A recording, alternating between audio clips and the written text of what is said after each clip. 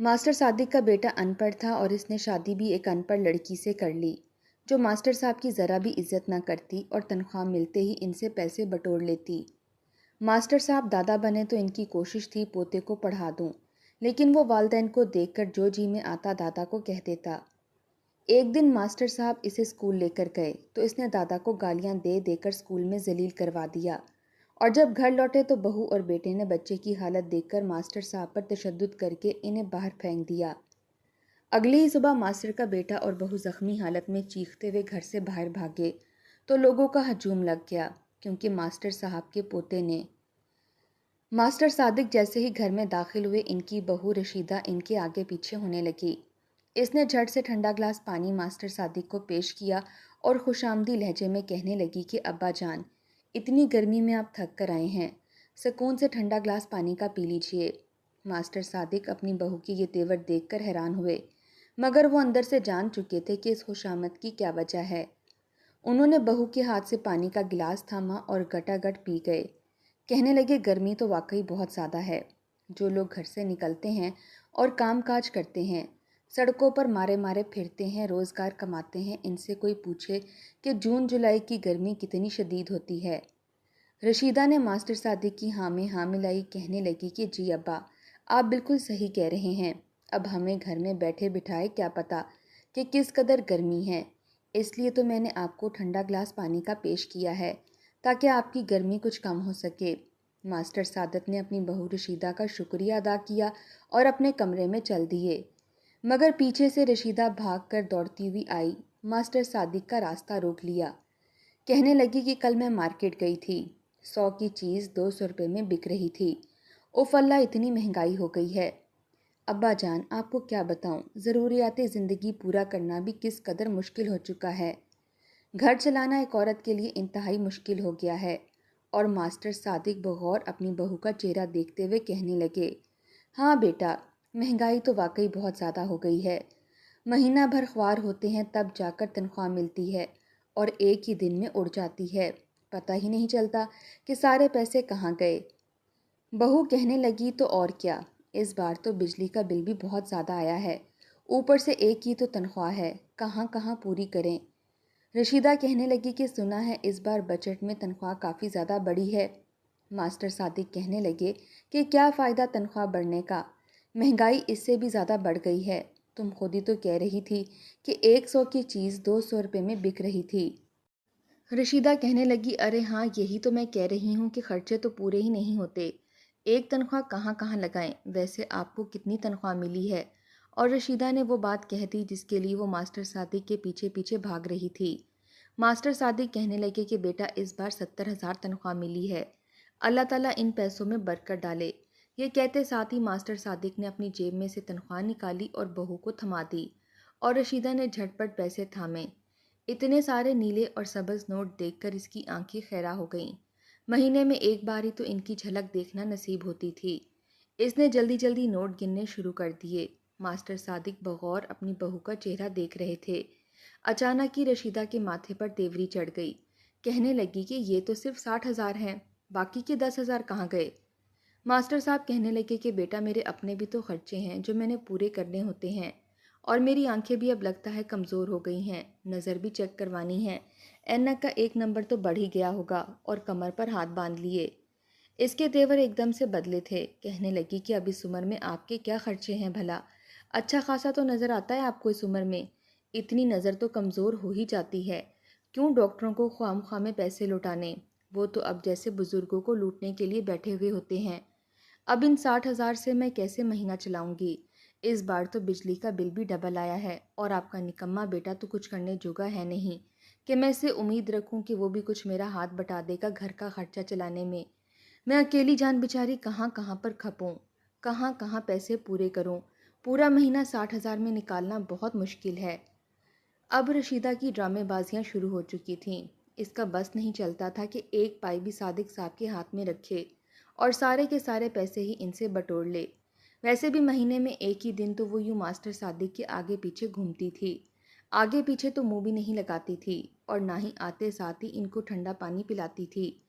बस जिस दिन तनख्वाह बटोरना होती उस दिन थोड़ी बहुत आओ भगत कर लेती थी, اور ماسٹر صادق بھی اس بات سے بخوبی واقف تھے، مگر انہوں نے کبھی بھی کوئی گلہ نہیں کیا تھا۔ انہیں بھی پتا تھا کہ ان کا بیٹا نکما ہے اور صرف ان کی تنخواہ سے ہی گھر کا سارا خرچہ چلتا ہے۔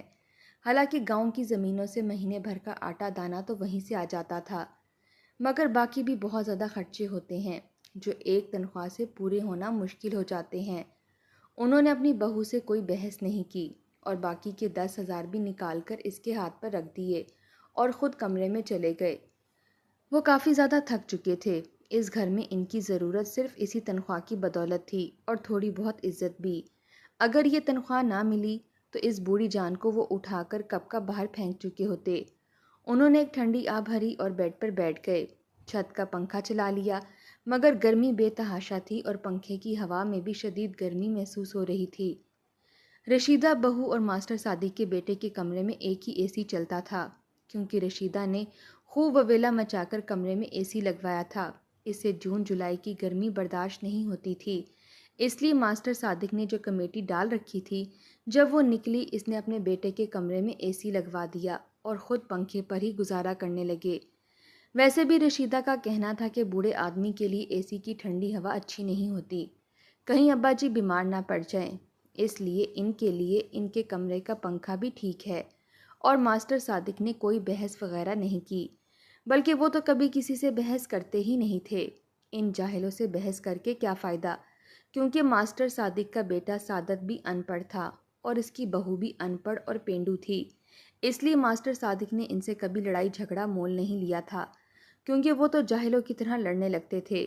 ماسٹر صادق چارپائی پر لیٹ گئے، انہیں سخت نیند آ رہی تھی، کیونکہ سارا دن وہ خوار ہو کر آئے تھے۔ اس بار بھی ان کی آنکھوں کا معائنہ ہونے سے رہ جائے گا۔ وہ بچوں کو پڑھاتے ہوئے اکثر ہی بار بار اپنا چشمہ صاف کرتے تھے۔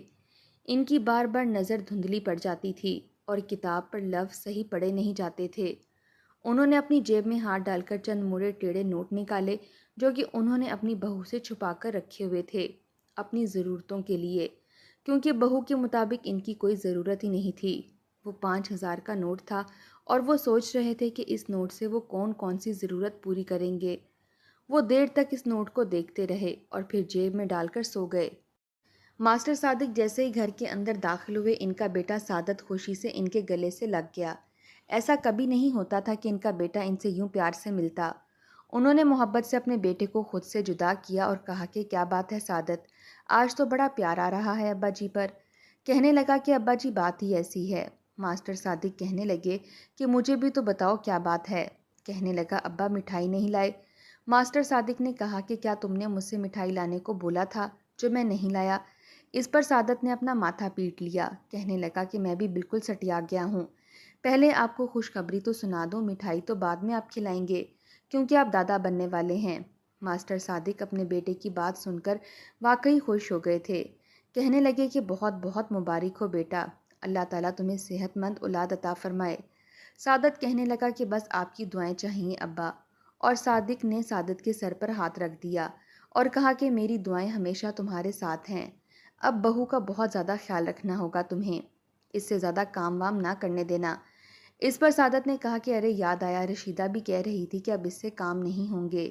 وہ تو خوشخبری سننے کے بعد بیڈ سے اٹھنے کا نام نہیں لے رہی، کہہ رہی ہے کہ بچے کو کوئی نقصان نہ پہنچ جائے، اس لیے کہہ رہی ہے کہ مجھے گھر میں ایک کام والی رکھوا دیں۔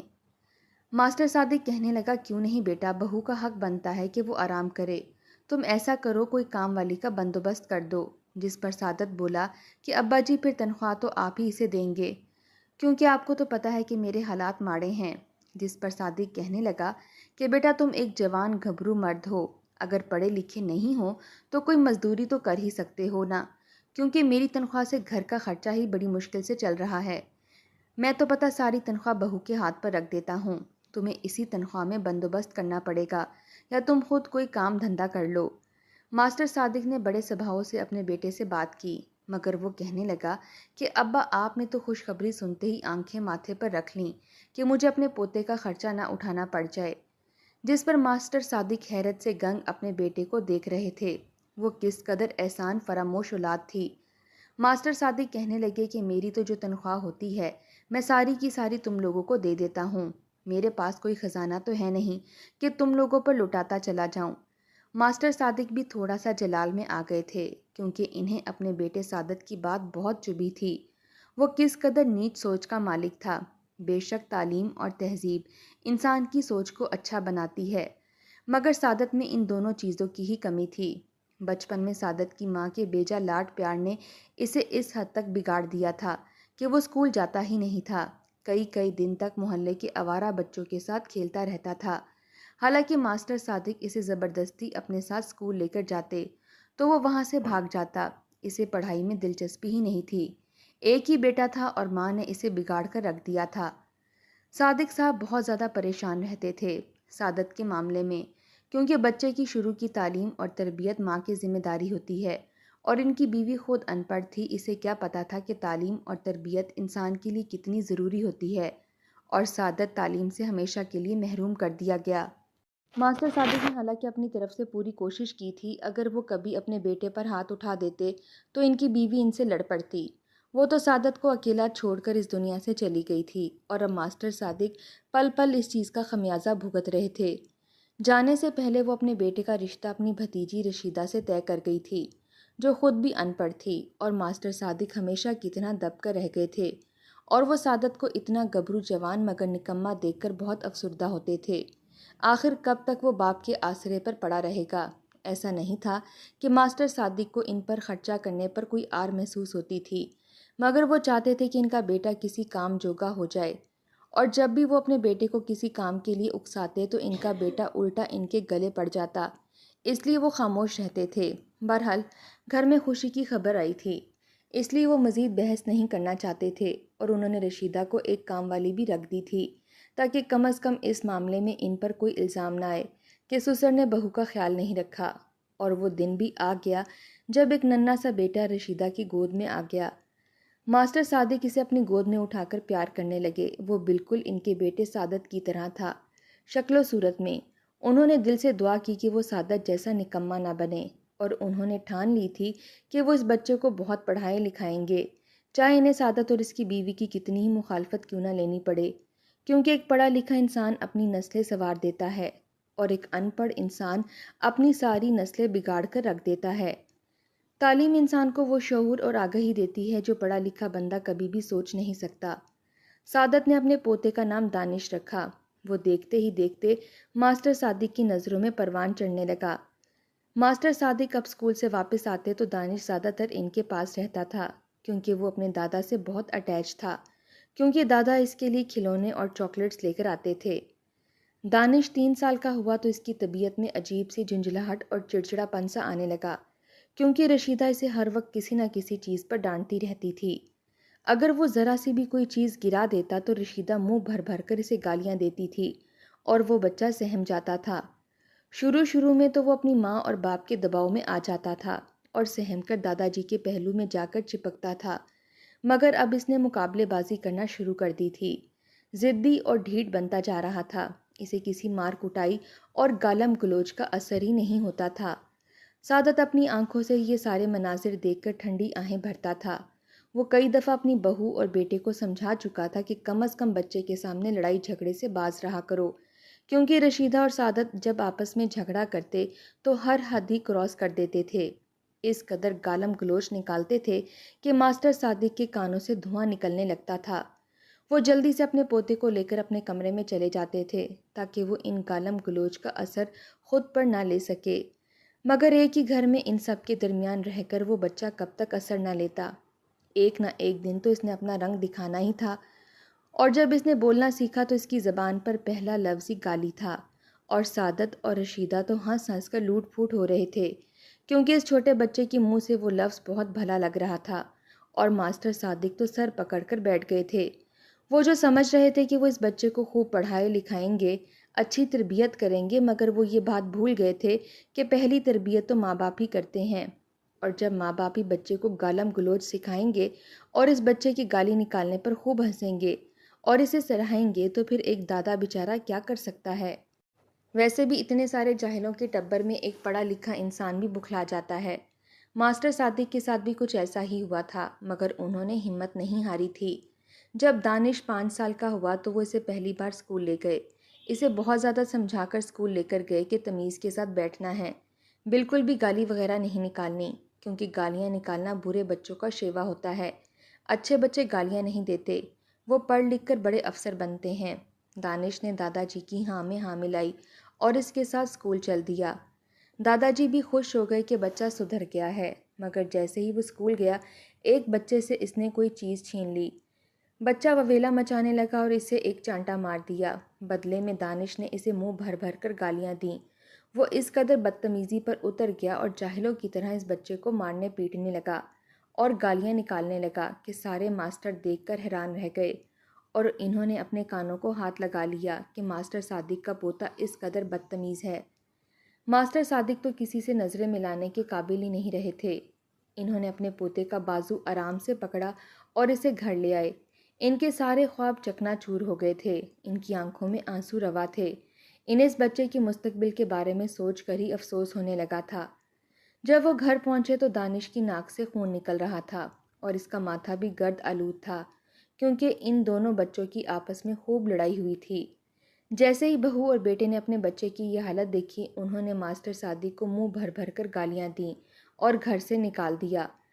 ماسٹر صادق انتہائی دل برداشتہ ہو چکے تھے۔ انہوں نے ہمیشہ کے لیے ان کو ان کے حال پر چھوڑنے کا فیصلہ کر لیا، کیونکہ وہ انتہائی احسان فراموش نکلے تھے۔ ان کو تو ان کی گئی بھلائی گلے پڑ گئی تھی۔ بہو اور بیٹا جب ماسٹر صادق کو خوب گالیاں نکال نکال کر تھک گئے اور سو گئے تو صبح اٹھ کر انہیں احساس ہوا کہ وہ یہ کیا کر بیٹھے ہیں، بھلا کیا ضرورت تھی سونے کی مرغی کو گھر سے باہر نکالنے کی۔ وہ دونوں میاں بیوی سر پکڑ کر بیٹھ گئے تھے کہ اب کہاں سے ماسٹر صادق کو تلاش کریں، کیونکہ وہ ابھی تک گھر نہیں لوٹے تھے۔ شاید وہ ان سے ہمیشہ ہمیشہ کے لیے روٹھ کر چلے گئے تھے۔ رشیدہ نے دانش کو پچکارا اور اپنی گود میں بٹھا لیا۔ کہا کہ دانش بچے، تیرا دادا تمہیں تو ضرور بتا کر گیا ہوگا کہ وہ کہاں ہے، تم بتا دو ہمیں تاکہ ہم دادا کو گھر لے آئیں۔ مگر وہ بچہ انتہائی بدتمیزی سے بولا کہ دادا گندا ہے، اس کا نام نہ لینا، اور ایسی ایسی گالیاں نکالنے لگا کہ رشیدہ اور سعادت ہکا بکا رہ گئے تھے۔ سعادت نے بچے کی اس قدر بدتمیزی پر رشیدہ کو مارنا پیٹنا شروع کر دیا۔ پہلے اس نے ہاتھوں سے اسے اچھی طرح سے جھاڑا اور پھر ادھر ادھر کچھ تلاش کرنے لگا۔ ساتھ ساتھ اس کو کوسنے لگا کہ یہ تربیت کی ہے تم نے اپنے بیٹے کی کہ وہ اتنی غلیظ گالیاں نکال رہا ہے۔ جب سعادت کو کوئی چیز نہ ملی تو اچانک دانش نے کپڑے دھونے والا تھاپا اٹھا کر سعادت کو دیا کہ لو ابا، اس سے مارو اماں کو۔ وہ تو اس تماشے سے جی بھر کر محظوظ ہو رہا تھا۔ سعادت اپنے بیٹے کو دیکھ کر مزید حیران ہو گیا، کیونکہ واقعی وہ کیا سے کیا بن چکا تھا۔ سعادت نے وہ تھاپا اس کے ہاتھ سے لیا اور دانش کی کمر پر ہی جڑ دیا کہ تو کتنا بدتمیز ہے، اپنی ماں کو پٹتے دیکھ کر خوش ہو رہا ہے۔ دانش پہلے تو کچھ لمحے اپنے باپ کو گھورتا رہا۔ اسے انتہائی غصہ آ رہا تھا، اس کی آنکھیں سرخ انگارہ ہو رہی تھیں اور یوں لگتا تھا جیسے اندر کوئی لاوا سا ہو جو پھٹنے کے بالکل قریب ہو۔ اچانک ہی وہ لاوا ایک دم سے پھٹا۔ اس نے کہیں ڈنڈا اپنے باپ سے پکڑ لیا اور دونوں میاں بیوی کی پٹائی شروع کر دی۔ جارحانہ پن پر اور بدتمیزی پر وہ دونوں ماں باپ دنگ رہ گئے تھے۔ انہوں نے اپنا سر پیٹ لیا اور باہر کی طرف دوڑ لگا دی۔ محلے والے اتنا زیادہ شور سن کر اپنے اپنے گھروں سے باہر نکل آئے تھے اور تماشا دیکھ رہے تھے۔ جیسے ہی دونوں میاں بیوی باہر آئے، بچہ بھی پیچھے سے تھاپا اٹھا کر باہر کی طرف بھاگ رہا تھا اور لوگ اس طرح کا بدتمیز بچہ دیکھ کر کانوں کو ہاتھ لگا رہے تھے۔ بھلا اس میں بچے کا کیا قصور تھا؟ یہ تو ماں باپ کی تربیت ہی تھی جو یہ دن ان کو دکھا رہی تھی۔ رشیدہ کے ماتھے سے خون نکل رہا تھا اور سعادت ایک ٹانگ سے لنگڑا کر چل رہا تھا۔ ان دونوں کے چہرے پر شرمندگی اس تکلیف سے بڑھ کر تھی جو اس بچے کی وجہ سے اور اپنی تربیت کی وجہ سے انہیں اٹھانی پڑی تھی۔ مگر اب کیا پچھتائے ہوت جب چڑیاں چگ گئیں کھیت۔ رشیدہ اور سعادت کو اس بات کا بخوبی اندازہ ہو گیا تھا کہ ماسٹر صادق کس قدر سچے اور کھرے انسان تھے۔ وہ تو دانش کو بھی اپنے جیسا بنانا چاہتے تھے، مگر رشیدہ اور سعادت کی جاہلیت نے ان کو یہ دن دکھا دیا تھا۔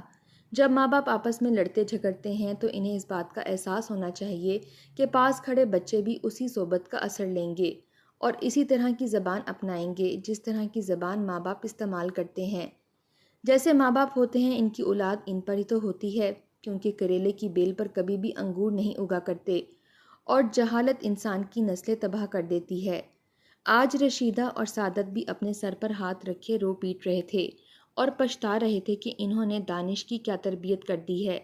کاش کہ وہ ماسٹر سعدی کی بات مان لیتے اور کبھی بھی دانش کے سامنے لڑائی جھگڑا نہ کرتے، ہمیشہ پیار محبت سے رہتے اور اس بچے کے اندر بھی پیار محبت کا سبق ڈالتے۔